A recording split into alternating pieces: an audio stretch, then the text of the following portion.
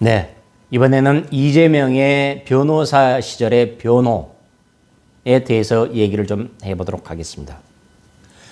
이재명 민주당 대선 후보가 이 변호를 했던 흉악범이 우리는 2명으로 알고 있었는데 그게 아니라 5명이다라는 그런 새로운 보도가 나왔습니다. 그 2명이라는 것은 기존에 알고 있던 2명이라는 것은 첫째는 2006년이네요. 2006년에 강동구에서 이재명 후보의 친조카, 누나의 아들이죠. 친조카가 강동구에서 어머니와 딸 모녀를 동시에 살인한 연쇄 살인사건을 변호했던 것 하나. 그리고 2007년에 성남시 수정구에서 동거녀가 변심을 했다고 동거녀한테 참 농약을 먹이려고 했고 그 다음에 칼로 이렇게 살해한 아주 흉악범이죠. 이 사람 이 변호했던 사실 이 2가지는 이미 드러난 바 있습니다. 그런데 조카의 강동구 모녀 살인사건을 변호하면서 뭐라고 했냐면은 이게 데이트 폭력 범죄라고 했습니다. 말이나 됩니까? 데이트 폭력 범죄하고 살인하고는 질적으로 다릅니다. 그런데 이걸 데이트 폭력 중범죄다라고 얼렁뚱땅 얘기를 하면서 거짓말을 하고 국민을 속이려 했던 것입니다.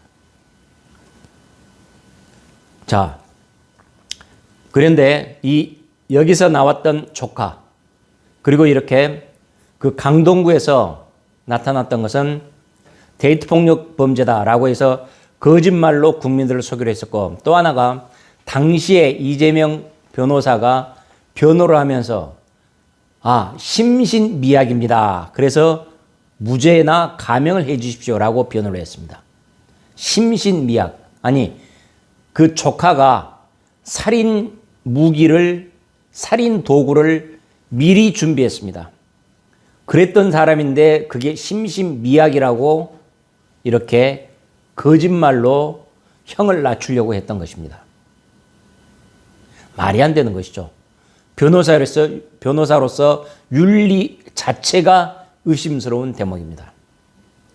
그게 강동구 모녀 살인 사건이고 2번째가 이 성남 수정구 살인 사건인데 이와 별도로 또 이재명 후보의 조카 이번에는 친조카 누나의 아들 친조카가 아니라 강동구에서 드러났던 그게 아니라 이종 조카가 중학생 때 성남의 폭력 조직 성남국제마피아파의 조직원이 됐었습니다. 중학생 때.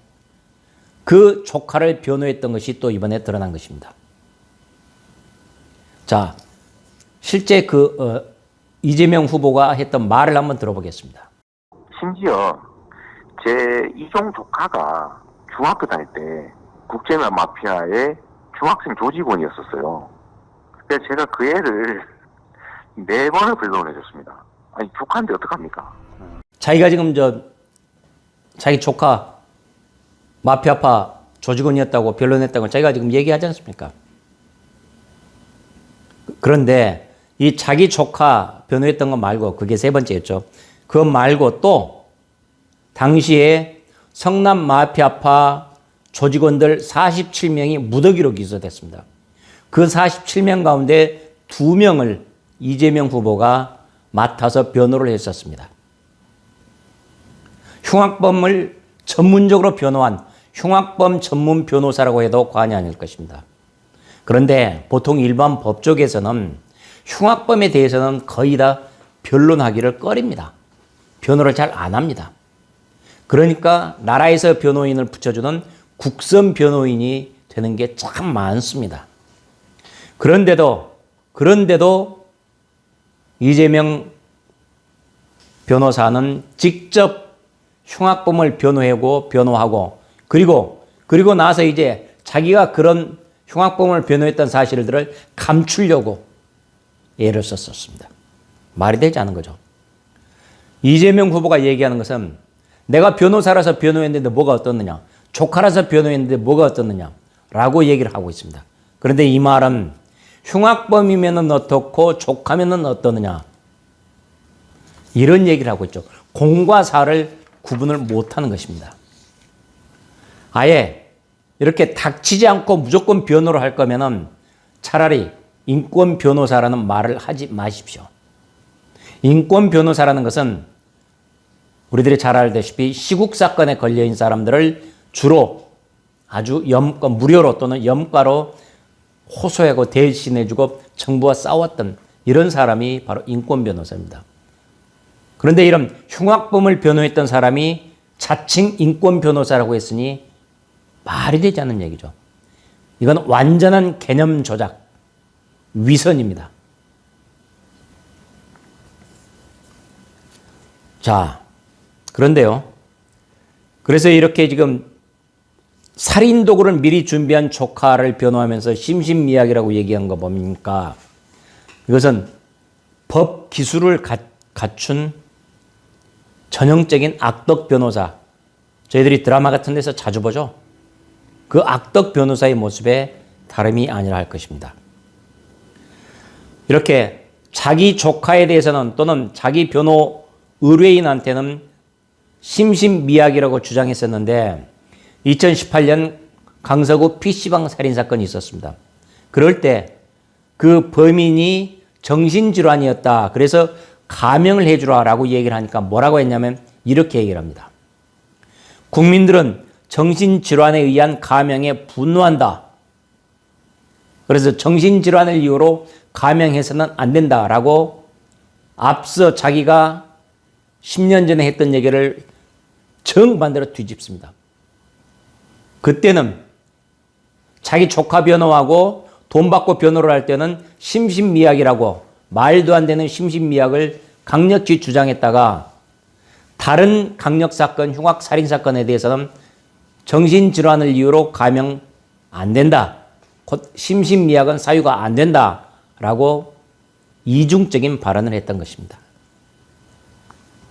자, 이렇게 흉악범을 변호한 이재명 변호사를 인권 변호사라고 하니까 아니 그러면 흉악범이 속해 있던 성남국제마피아파가 인권단체라도 된다는 얘기냐라는 이런 비아냥이 나오는 것입니다. 하기야 이재명 후보 본인도 전과사범입니다. 그 전과사범이라는 게 시국사건 때문에 생긴 흔히 시국사범들 시국사건으로 생긴 전과가 아닙니다. 그 4개가 뭔지 한번 보겠습니다. 2003년에는 검사를 사칭하다가 벌금 150만 원 물었습니다. 그리고 2004년에는 음주운전으로 벌금 150만 원을 물고 같은 2년 4년에는 다시 공용물건 손상, 특수공무집행 방해로 500만 원 벌금을 먹었습니다. 그리고 이어서 2010년에는 공직선거법 위반으로 벌금 50만 원을 받았던 것입니다. 이처럼 위선과 이중성으로 가득 찬 사람이 대한민국의 최고 지도자가 되겠다고 나오고 있는 것이 우리 대한민국의 현실이고 정상적인 사고방식으로는 이해할 수가 없습니다. 정치 지도자가 되겠다고 나선 사람이 이런 경력을 가졌고 이런 이중적인 위선적인 모습을 갖고 있기 때문에 국민들의 정치 혐오는 사라지지 않고 계속되는 것 같습니다.